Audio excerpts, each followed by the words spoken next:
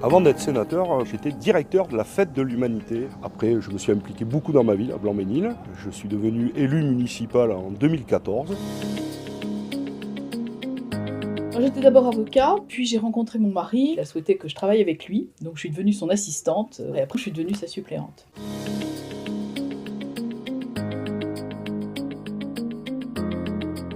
Je me suis intéressée à beaucoup de choses, et puis j'ai fini par recentrer un peu mes activités sur tout ce qui est fraude sociale et fraude fiscale. Je suis maintenant secrétaire de la commission des finances. Je suis membre de la commission des affaires économiques du Sénat et aussi vice-président de la délégation aux entreprises. Deux sujets qui me tiennent beaucoup à cœur, d'abord l'industrie et puis l'écologie et l'environnement.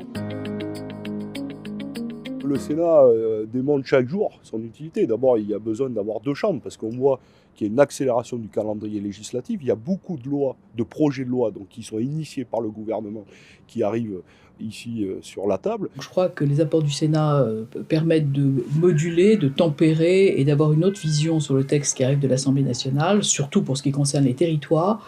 Mais je crois que nos apports seront encore beaucoup plus importants si on avait un peu plus de temps. En termes de salaire, c'est un peu plus de 5 000 €, plus à peu près 7 000 en avance de frais.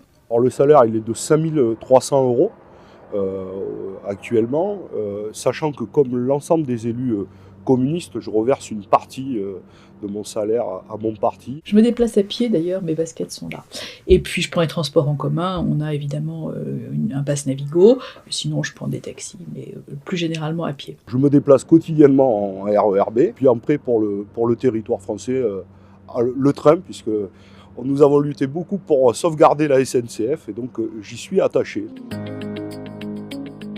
L'hémicycle est plein lors des questions d'actualité au gouvernement qui ont lieu soit le mardi, soit le jeudi au Sénat, parce que à ce moment-là, rien ne se passe au Sénat autre que dans l'hémicycle. Mais après, l'hémicycle est ouvert en général le mardi, le mercredi et le jeudi. Et à ce moment-là, il y a aussi les commissions qui se réunissent, il y a aussi les délégations, il y a aussi tout le travail parlementaire. Et ça ne veut pas dire, lorsque nous ne sommes pas dans l'hémicycle, que nous ne travaillons pas. C'est que le travail parlementaire est divers et varié.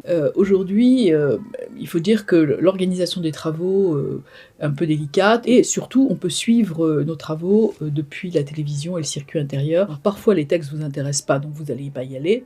Moi, par exemple, les textes sur l'urbanisme, j'y comprends rien, le logement, j'y comprends rien, je ne vais pas aller en séance. Ensuite, avec des majorités fortes, notamment celle qui est à l'Assemblée nationale, c'est assez difficile de laisser perdurer nos amendements.